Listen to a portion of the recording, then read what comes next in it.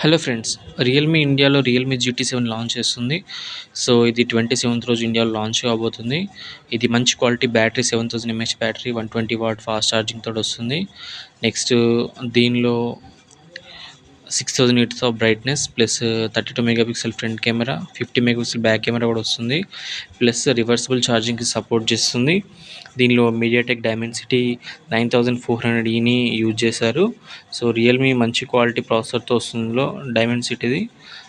ఇది గేమింగ్ చాలా బాగా సపోర్ట్ చేస్తుంది. దీనిలో BGMI గేమ్స్ ఆడుకోవచ్చు 120 frames per second frame rate తోటి దీనిలో గేమ్స్ ఆడుకోవచ్చు. నెక్స్ట్ కెమెరా క్వాలిటీ కూడా సోనీ సెన్సార్‌తో వస్తుంది.